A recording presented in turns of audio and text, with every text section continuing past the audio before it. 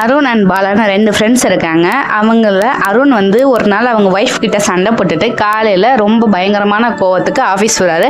அவர்கிட்ட இருக்க எல்லா திங்ஸையும் அவங்க ஒய்ஃப் மேலே விசிறி அடிச்சுட்டு தான் ஆஃபீஸ்க்கு வராரு, இன்க்ளூடிங் பர்ஸோட. அப்போது ஆஃபீஸ்க்கு வந்தோன்னா அதே கோவத்தை தன்னுடைய சக ஒர்க்மேட்ஸ் கிட்டையும் காமிக்கிறாரு, ஒருமையில் திட்ட ஆரம்பிக்கிறாரு. இதை கவனிச்சுக்கிட்டு இருந்த பாலா, ஓகே நம்ம ஃப்ரெண்டு இப்படியே விட்டால் பெரிய பிரச்சனையாயிரும் அப்படின்னு நினச்சிக்கிட்டு அருணை கூட்டிக்கிட்டு ஒரு ஹோட்டலுக்கு மதியம் சாப்பிட போகிறாரு.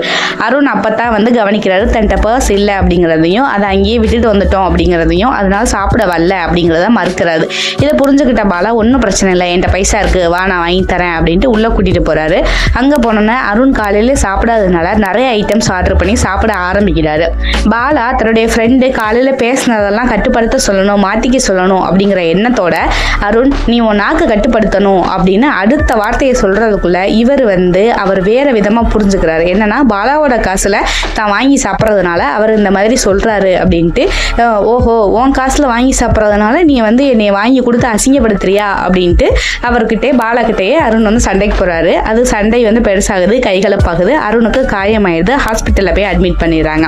பாலா கொஞ்ச நேரம் கழிச்சு தான் ரியலைஸ் பண்ணுறாரு, அருண் தான் கோவத்தில் ஏதோ முட்டாள்தனமாக நடந்துக்கிட்டான் அப்படின்னா நம்மளும் வர்ற மாதிரியே முட்டாள்தனமாக நடந்துக்கிட்டோமே, நம்ம ஃப்ரெண்டை நம்மளே காயப்படுத்திட்டோமே அப்படின்னு ஒரு கில்ட் ஃபீலில் சாயங்காலமாக போய் அருணை பார்க்குறதுக்கு போகிறாரு. அருண் ரொம்ப காயப்பட்டிருக்காரு. திடீர்னு பாலாவை பார்த்தோன்னா அங்கே விட்ட சண்டையை இங்கே தான் தொடர வராரு அப்படின்னு நினச்சிக்கிட்டு குரோதம் கொப்பளிக்க பாலாவையே பார்த்துக்கிட்டு இருக்காரு.